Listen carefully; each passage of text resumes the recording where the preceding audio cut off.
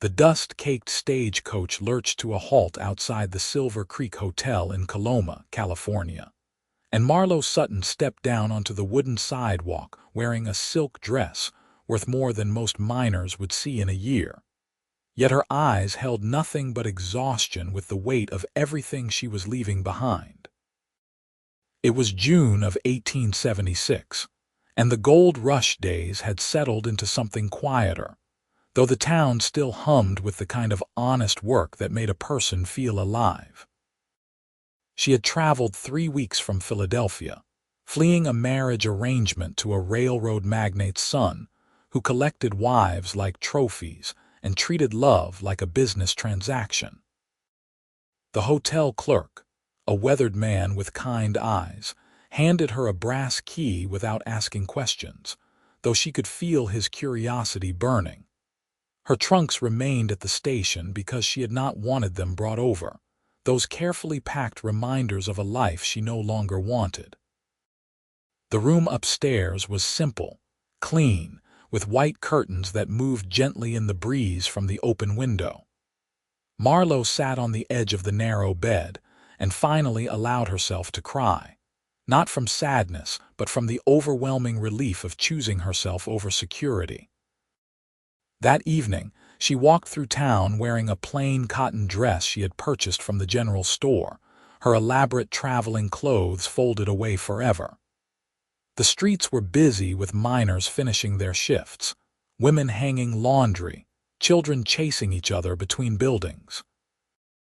Everything felt more real than the carefully orchestrated social events she had endured back east, where every smile was calculated and every word weighed for advantage. She stopped at a small restaurant where the smell of fresh bread and roasted meat made her stomach ache with hunger she had not acknowledged in days.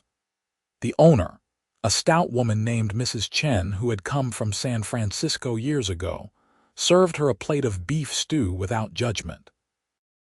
Marlowe ate slowly, savoring each bite, listening to the conversations around her. Men talked about their claims, about the new equipment they were saving for, about their hopes for striking it rich. But there was laughter too, genuine and unguarded, the kind she rarely heard in drawing rooms where everyone performed for each other. She spent her first week in Coloma doing nothing but walking, exploring, letting the town reveal itself to her.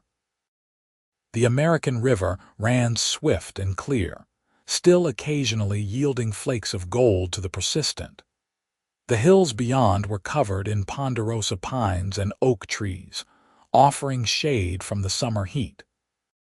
She watched women working alongside men, not as decorations but as partners, their hands dirty and their backs strong. Something in her chest loosened with each passing day. The money she had was her own, saved from years of allowances and gifts from relatives, enough to keep her comfortable for several months if she was careful. But Marlowe found she did not want to simply exist on those funds until they disappeared. She wanted to work, to earn her place in this new life she was building. The problem was that she had no practical skills, having been raised to manage servants rather than do any actual labor herself. It was Mrs. Chen who first suggested she might help at the restaurant during the evening rush. Marlowe had been eating there every night, and they had begun talking beyond pleasantries. The older woman saw something in her that reminded herself of her younger days, that determination to forge a new path regardless of cost. Marlowe accepted immediately, and within days found herself learning to serve tables, to carry heavy trays without spilling, to remember orders and smile through exhaustion. Her hands, once soft and carefully maintained, began to show calluses. Her back ached at night from standing for hours. But she felt more satisfied than she ever had attending balls or managing household accounts that were really just games of pretending to have purpose. The miners treated her with respectful curiosity, this clearly educated woman who spoke with an Eastern accent but worked as hard as anyone. It was during her third week in Coloma that Wade Calloway first walked into the restaurant. He was tall and lean, with sun-darkened skin and eyes the color of creek water in shadow. His hat was battered, his clothes worn but clean, and he moved with the easy confidence of someone comfortable in his own skin. He ordered the stew and coffee, settling at a corner table with a book pulled from his saddlebag.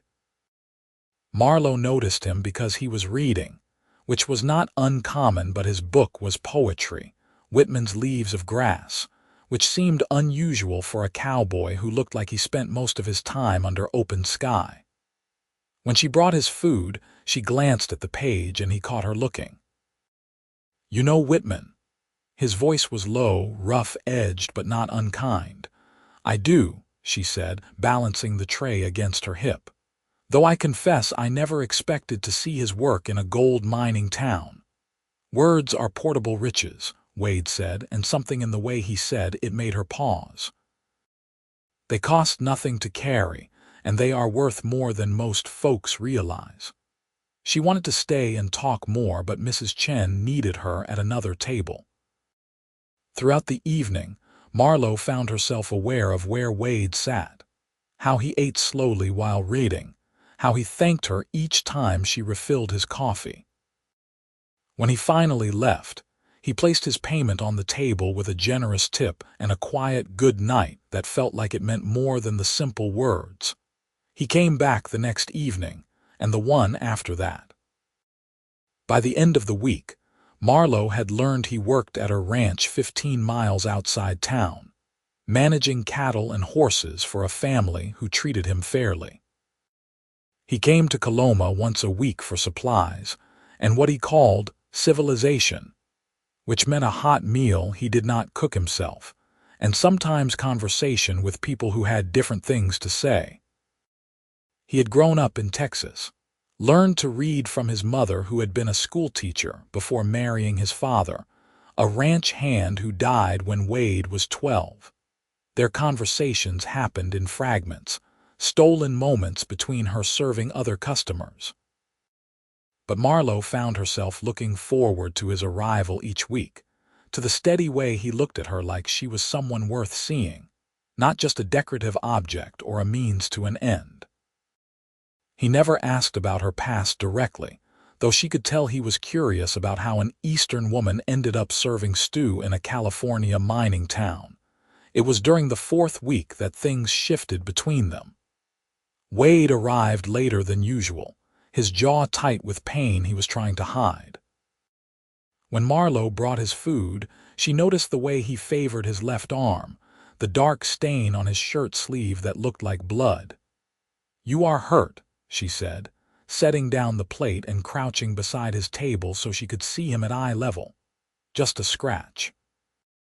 Horse spooked and threw me into some barbed wire fencing. Nothing serious." But Marlowe could see the way pain tightened the corners of his eyes. Without asking permission, she went to Mrs. Chen and explained the situation. The older woman nodded toward the back room where she kept medical supplies for the inevitable injuries that came with frontier life. Marlowe gathered clean cloth, whiskey for disinfecting, and a needle with thread in case stitches were needed.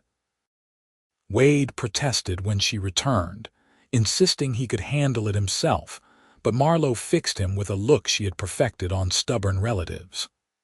"I may not know how to rope cattle, but I know how to clean a wound. My mother insisted all her daughters learn basic medical care for the household." She led him to the back room, away from curious eyes, and carefully helped him remove his shirt. The gash on his upper arm was deep, still seeping blood. She cleaned it with steady hands, ignoring his sharp intake of breath when the whiskey hit the open wound. The tear was long but not dangerously so, and she stitched it closed with small, neat sutures that her mother would have approved of. "You have done this before," Wade observed, watching her work. "My younger brother was reckless. I spent half my childhood patching him up before our parents could discover his latest adventure." Marlowe tied off the last stitch and wrapped his arm in clean bandaging. "There, try not to use it roughly for at least a week." "Thank you." Wade's voice had gone quiet, almost wondering. "Most women I know would have fainted or called for a doctor. I am not most women." The words came out sharper than she intended, carrying years of frustration at being categorized and limited. "I am beginning to see that." Their eyes met and held, and Marlowe felt something spark between them, a recognition that went deeper than attraction. She became aware of how close they were standing, of the warmth of his skin under her hands, of the way he was looking at her like she had just revealed something precious. "Mrs. Chen's voice calling her name broke the moment. Marlowe stepped back, suddenly flustered in a way she had not been since she was 16. Wade pulled his shirt back on carefully, and they returned to the main room without speaking, but everything had changed. After that night, Wade started arriving earlier and staying later. He would help Marlowe carry heavy trays when the restaurant was busy, wash dishes alongside her when Mrs. Chen's regular helper was sick, walk her back to the hotel when the evening ended late. They talked about everything and nothing, books and horses, the way light looked on the river at sunrise, the particular smell of pines in summer heat. Marlowe told him about Philadelphia in pieces, about the suffocating expectations and the engagement she had fled. Wade listened without judgment, his hands wrapped around a coffee cup, his eyes serious and understanding. When she finished describing the final argument with her father, the ultimatum to marry or be disowned, Wade was quiet for a long moment. "What made you choose to leave?" he asked finally. "Most folks would have taken the safe path.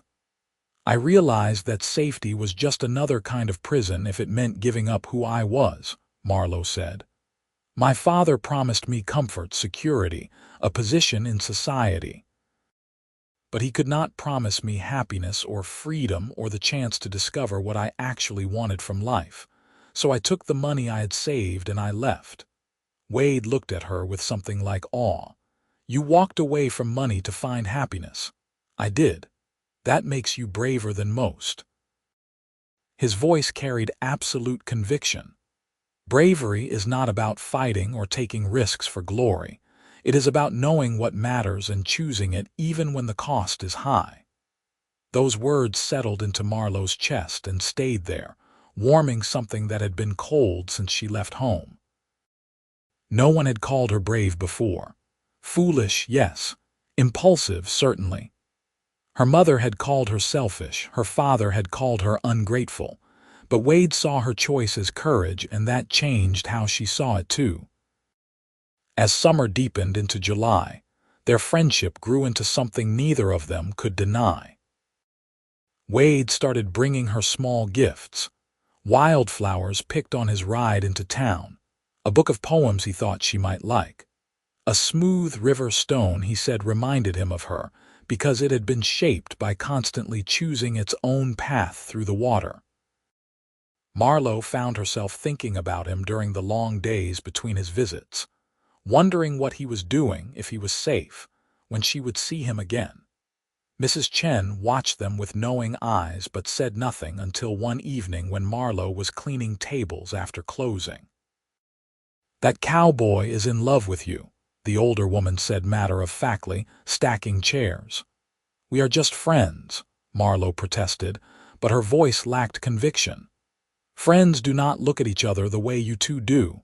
Friends do not find excuses to touch hands when passing plates. Friends do not light up like sunrise when the other person walks through the door." Mrs. Chen smiled, not unkindly. "I am not saying it is bad.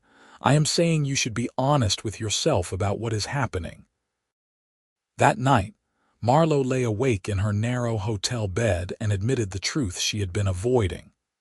She was falling in love with Wade Calloway, this quiet cowboy who read poetry and treated her like an equal, who saw her courage instead of her defiance.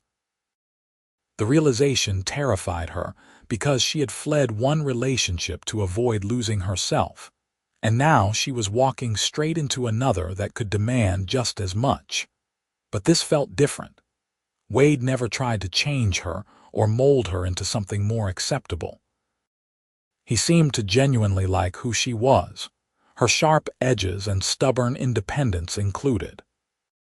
When she talked about maybe buying a small piece of land someday, starting a garden, perhaps even raising horses, he listened seriously and offered practical advice instead of dismissing her dreams as impossible. The next week, Wade invited her to come see the ranch where he worked. "The family is good people," he explained. "They have been asking about you, wondering if the woman I keep talking about actually exists or if I made her up." Marlowe felt nervous excitement as she borrowed a horse from the livery and followed Wade out of town on Sunday, her only full day off from the restaurant. The ranch spread across a wide valley, with good grazing land and a creek running through the property. The main house was simple but well built, and the family who owned it, the Harpers, welcomed her warmly. Mrs. Harper was a robust woman in her 50s who immediately pulled Marlowe into the kitchen and started asking questions that were nosy but genuinely kind. Her husband managed the business side of the ranch while their two grown sons worked the cattle alongside Wade. Their daughter, Emma, was near Marlowe's age and studying to become a teacher, and the two women fell into easy conversation about books and ambitions. Wade showed Marlowe around the property, pointing out the different pastures, the horses he was particularly proud of training, the small cabin where he lived separate from the main house. It was neat and spare, with books stacked on a homemade shelf and a window that looked out toward the mountains. She could picture him there, reading by lamplight, coffee growing cold as he lost himself in words. They sat on his porch as the sun began to set, painting the sky in shades of orange and purple. Wade was quieter than usual, his hands restless, and Marlowe could feel him building toward something. Finally, he turned to face her, his expression serious. "I need to tell you something, and I need you to hear all of it before you respond." He took a breath, steadying himself. "I know you came here to escape expectations and find your own way. I know you gave up everything for your freedom, and I respect that more than I can say. But I also need you to know that I have feelings for you that go beyond friendship." Marlowe's heart started beating faster, but she stayed quiet, letting him continue. "I am in love with you, Marlowe, not with some idea of who I want you to be, but with exactly who you are right now. The woman who stitches wounds without flinching, who works harder than anyone I know, who walked away from safety because she needed something more. I am not asking you to give up your independence or your dreams. I am asking if maybe there is room in your life for someone who wants to build dreams alongside you, instead of forcing you into his." The vulnerability in his voice made Marlowe's throat tight. She reached for his hand, threading her fingers through his, feeling the calluses that matched her own now.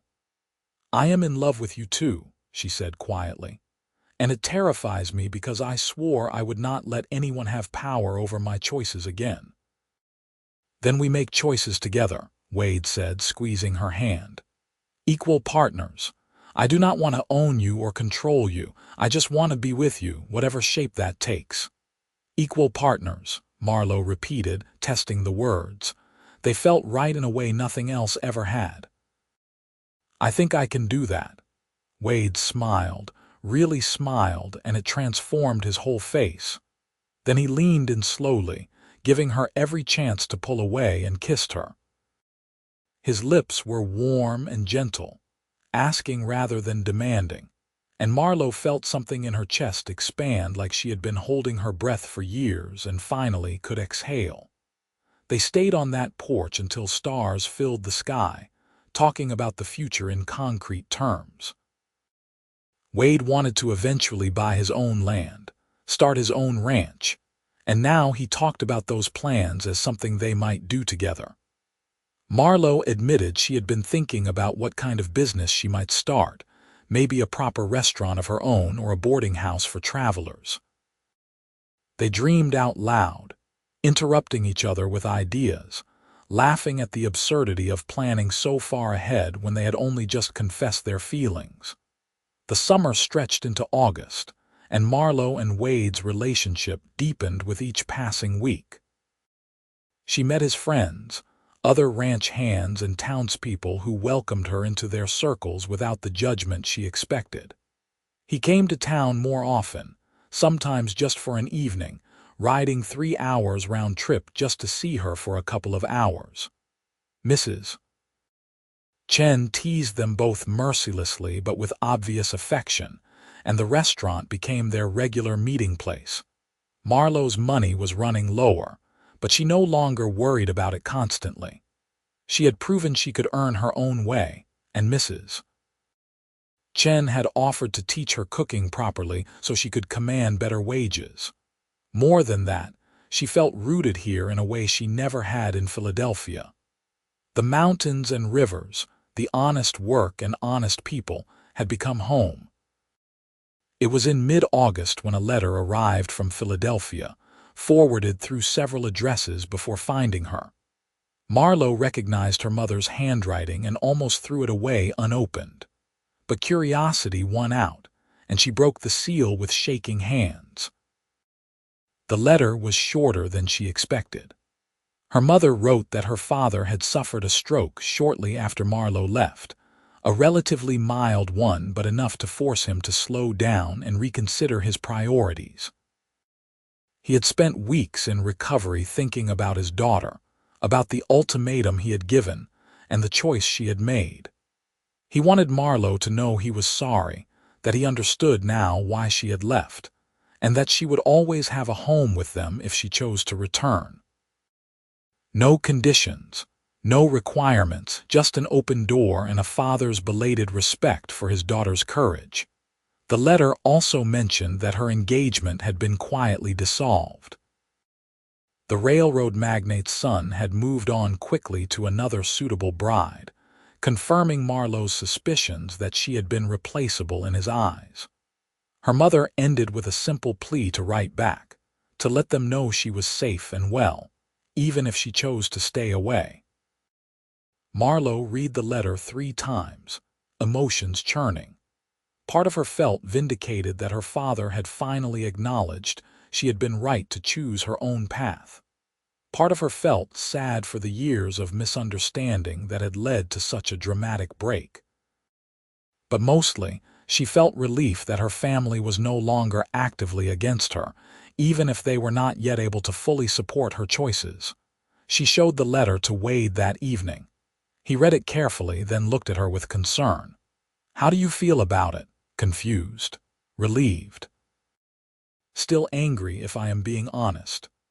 Marlowe took the letter back, folding it precisely along its creases. "But I think I will write back, not to return but to let them know I am happy here, that I found what I was looking for." "And what was that?" Wade asked gently. "Myself, and you." She smiled at him, meaning it completely. "A life I actually want to live instead of one I am supposed to want." They sat together in the restaurant after closing, Marlowe drafting a response to her mother while Wade read beside her, their shoulders touching. She wrote about Coloma, about the work she was doing, about the community she had found. She mentioned Wade in careful terms that still made it clear he was important to her. She thanked her father for his apology and told him she forgave him, which surprised her because she realized as she wrote it that it was true. When she finished, she felt lighter, like she had been carrying a weight she had not fully acknowledged. Wade walked her back to the hotel as always, but this time when they reached her door, he pulled her close and held her, just held her, until she stopped shaking with emotions she could not name. "You are remarkable," he murmured into her hair. "I hope you know that." "I am starting to," Marlowe said, and found she believed it. September brought cooler weather and a shift in their relationship. Wade started talking seriously about looking at land he might purchase, and he made it clear he was thinking of it as theirs, not just his. They rode out on Sundays to look at different parcels, evaluating water access and grazing potential, discussing what kind of house they might build and how big a garden Marlowe wanted. It was during one of these rides that Wade stopped his horse on a hilltop overlooking a particularly beautiful stretch of land.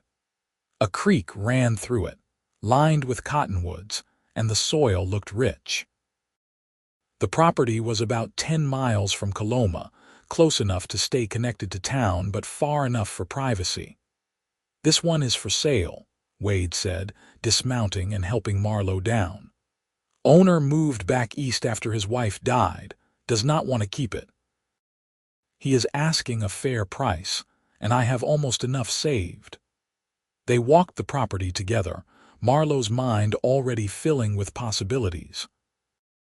She could see where a house might sit to catch the morning sun, where the garden could go to stay near the water source, where a barn and corral would make sense. It felt right in a way the other parcels had not, like the land was welcoming them home. Wade was watching her face, reading her expressions. When they stopped beside the creek, he took both her hands in his. "I want to buy this place. I want to build a life here, and I want to do it with you as my wife if you will have me." Marlowe's breath caught. They had talked around this idea for weeks, dancing close to the question but never quite asking it directly. Now here it was, real and immediate, and she found she was not scared at all. "Yes," she said simply. "Yes, I will marry you." Wade let out a breath like he had been holding it since they arrived. He kissed her there beside the creek, deeper and more passionate than before, his hands cradling her face like she was something precious. When they pulled apart, both were grinning like children. "I do not have a ring yet," Wade admitted. "I plan to buy one in Sacramento next month.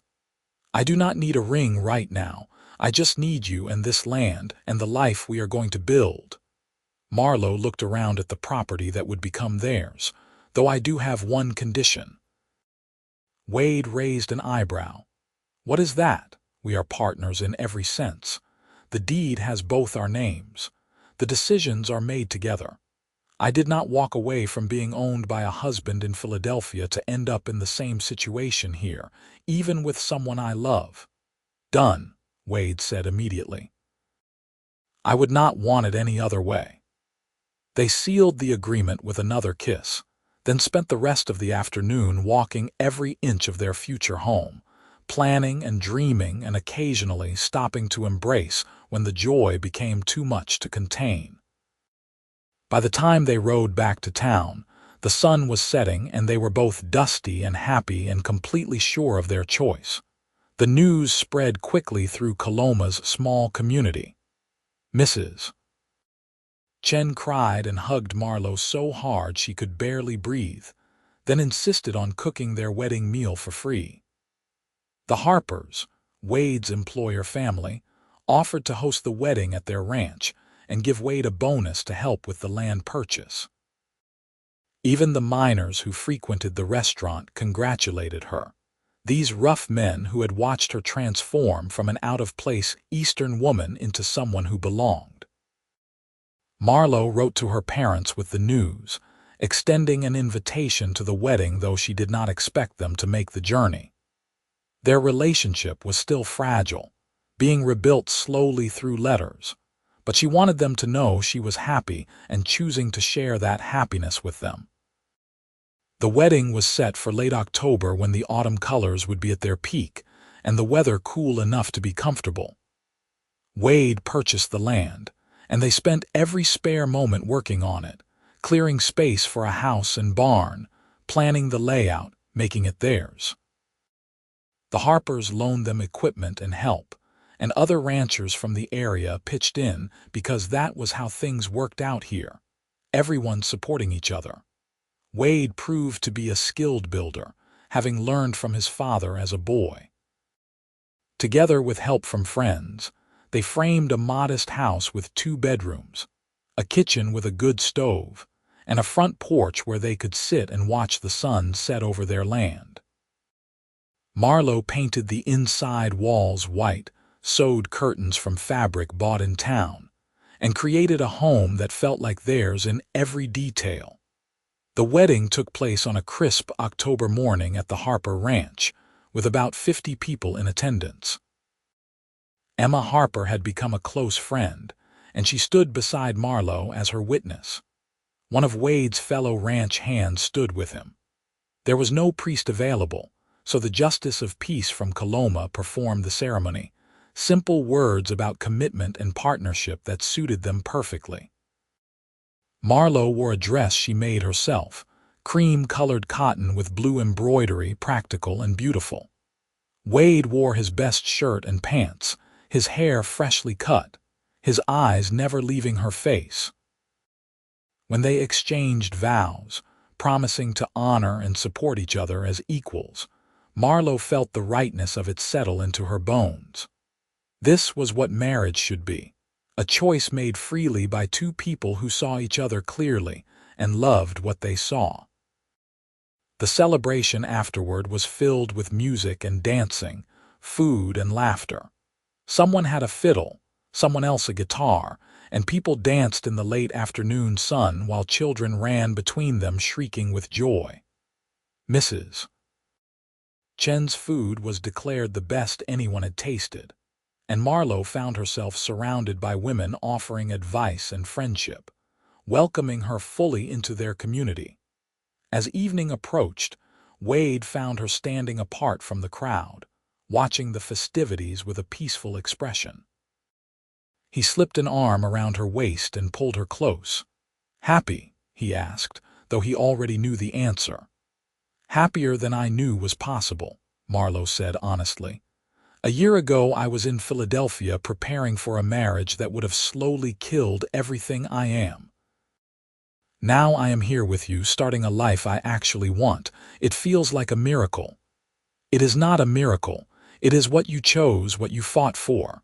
Wade turned her to face him. "You did that, Marlowe. You were brave enough to walk away from everything you knew, and now you get to live with the rewards of that courage." They danced together as the sun set, swaying to music played by friends, surrounded by a community that had embraced them. When it grew too dark to see clearly, they said their goodbyes and rode together to their own land, to the house they had built with their own hands. Their wedding night was gentle and passionate, a discovery of each other without shame or performance. Wade was patient and attentive, making sure Marlowe felt cherished rather than simply taken. Afterward, they lay tangled together in their bed, talking quietly about the future until sleep finally claimed them. The winter that followed was hard work but filled with satisfaction. They settled into the rhythms of ranch life, Wade managing the small herd of cattle they purchased, while Marlowe focused on establishing her garden and raising chickens. They learned each other's habits and moods, how to work together and when to give each other space. There were arguments, of course, moments of frustration when fatigue made them short-tempered, but they always talked through it, remembering their promise to be equal partners. Marlowe continued helping Mrs. Chen at the restaurant 1 or 2 days a week, enjoying the connection to town and the extra income. Wade found work helping other ranchers when his own tasks allowed, building their savings. They dreamed together about expanding their operation, maybe raising horses for sale, perhaps opening their own small business in Coloma eventually. The response from Marlowe's parents arrived in December, a long letter from her mother filled with cautious happiness. They could not travel for the wedding given her father's health, but they wanted to visit in the spring if Marlowe was agreeable. Her father had included a separate note, brief and formal but sincere, saying he was proud of her for building a life on her own terms and that he hoped to meet the man who had won her heart. Marlowe cried when she read it, overwhelmed by emotions she had been suppressing for months. Wade held her while she shook with tears that were equal parts grief for lost time and relief that reconciliation was possible. That night, they talked about what it would mean to have her parents visit, whether Marlowe was ready for that, how Wade felt about meeting the man who had nearly forced her into an unwanted marriage. "I am willing to meet them and be respectful," Wade said carefully. "But I will not pretend what he did was acceptable just to keep peace. You deserve better than that. I know, and I love you for it." Marlowe squeezed his hand. "But I think I am ready to see them, to show them who I have become and what I have built. Maybe they need to see it to really understand why I left." They wrote back extending an invitation for late spring when travel would be easier and their home more established. The uncertainty of whether her parents would actually come lingered, but Marlowe found she was no longer desperate for their approval. She had built a life she was proud of, with a partner who respected her, and that was enough regardless of what her family thought. Spring arrived with wildflowers carpeting the hills and new calves stumbling after their mothers. Marlowe's garden began producing vegetables, and she experimented with preserving food for the coming winter. Wade finished building a proper barn, and they celebrated by adopting a half-wild barn cat who turned out to be surprisingly affectionate. Their days were long and tiring, but filled with the kind of satisfaction that comes from seeing direct results of your labor. In April, Marlowe realized her monthly courses had not come. She waited another week, then another, before allowing herself to believe what her body was telling her. She was pregnant, carrying new life created with Wade in their home on their land. The realization filled her with joy and terror in equal measure. She told Wade one evening while they were sitting on their porch watching the sunset. He had been reading aloud to her, something they did most evenings, and she interrupted him mid-sentence. "Wade, I am with child." He went absolutely still, the book forgotten in his lap.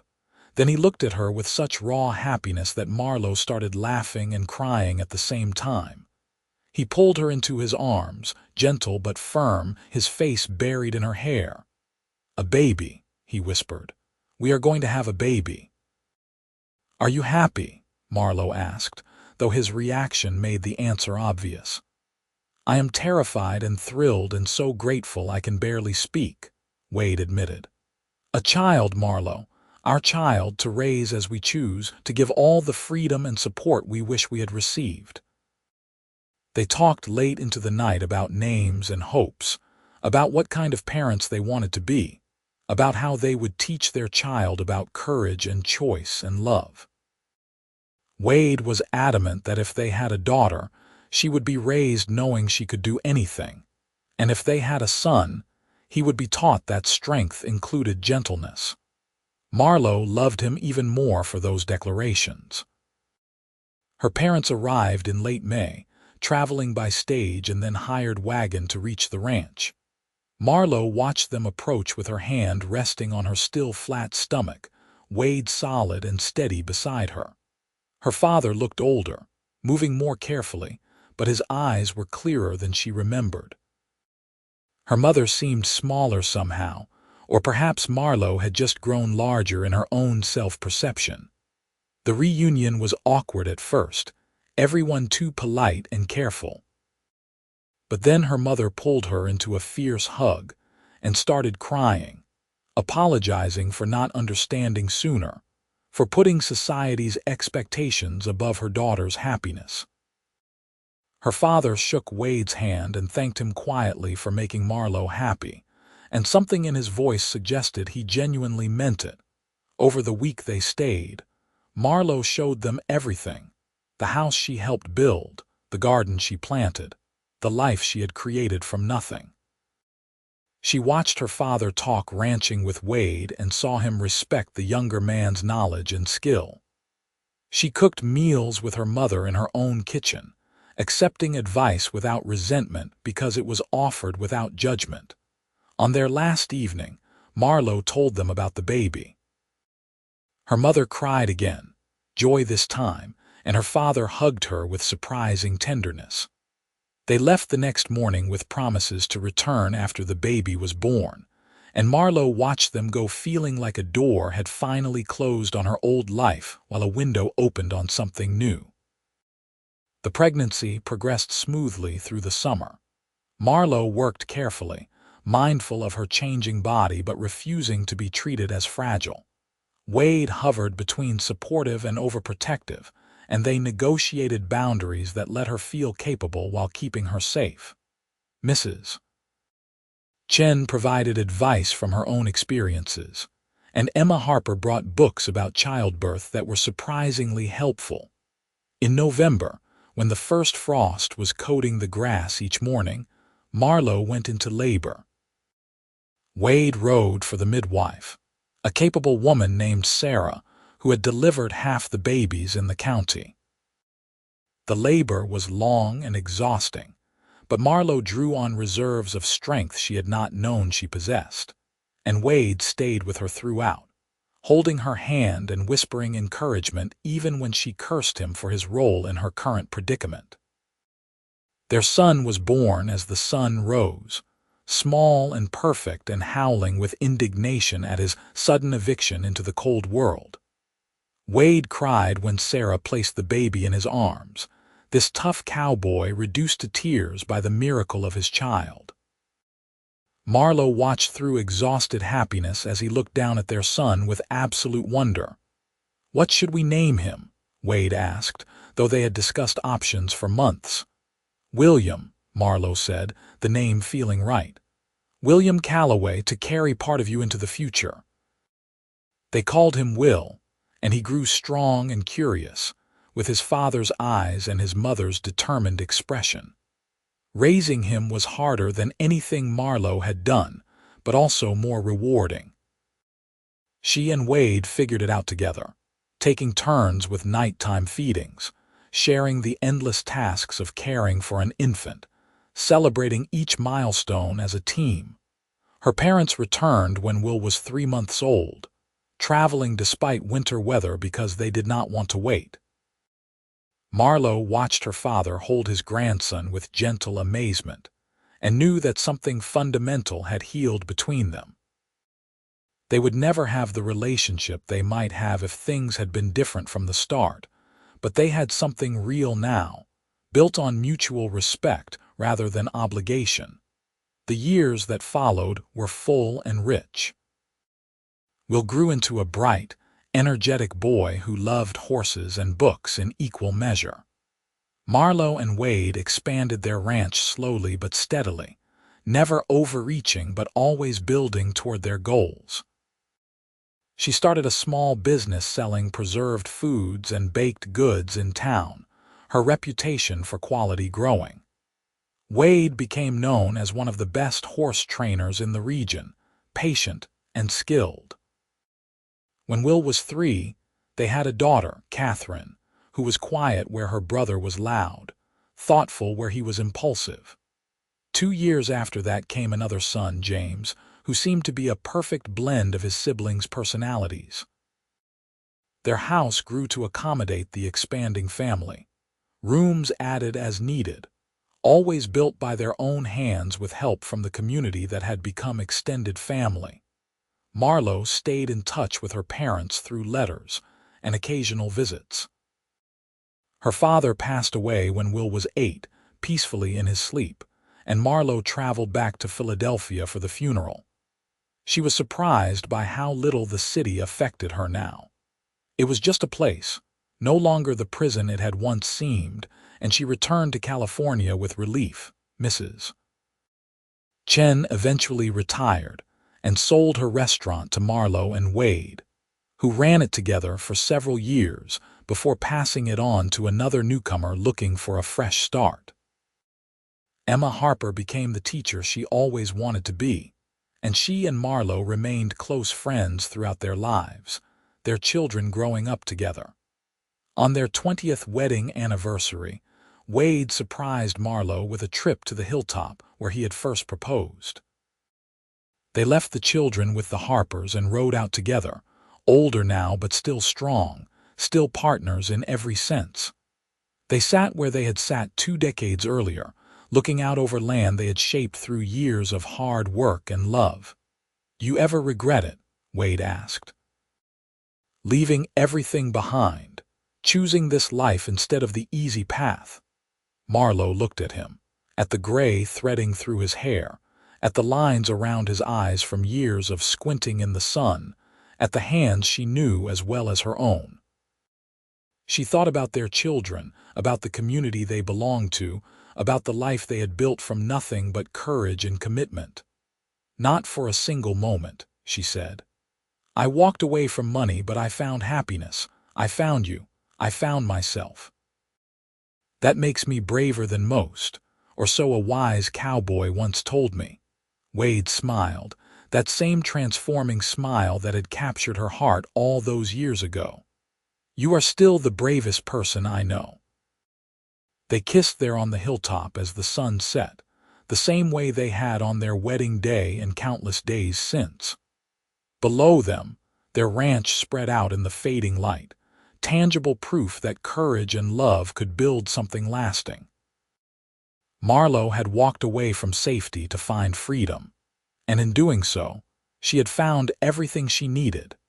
Their children grew up knowing they were loved unconditionally, that they had choices about their futures, that courage sometimes meant walking away from what was expected. Will eventually took over the ranch, expanding it further while maintaining his parents' commitment to ethical treatment of animals and land. Catherine became a doctor, traveling to San Francisco for training and returning to serve the communities of the Gold Country. James split his time between ranching and writing, documenting the stories of the people who had built California through determination and hope. Marlowe and Wade grew old together on the land they loved, surrounded by children and eventually grandchildren, their partnership as strong in their 70s as it had been in their 20s.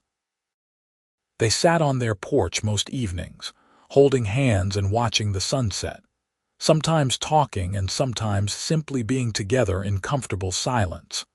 When Marlowe was 73, Wade passed away peacefully in his sleep, holding her hand until the last. She grieved deeply but without regret, knowing they had built a life together that was exactly what they both wanted.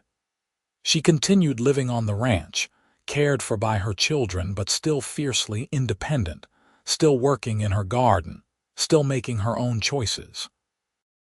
On warm summer evenings, she would sit on the porch where she and Wade had spent so many hours together, and she would remember that girl who stepped off a stagecoach in Coloma, carrying nothing but determination and fear.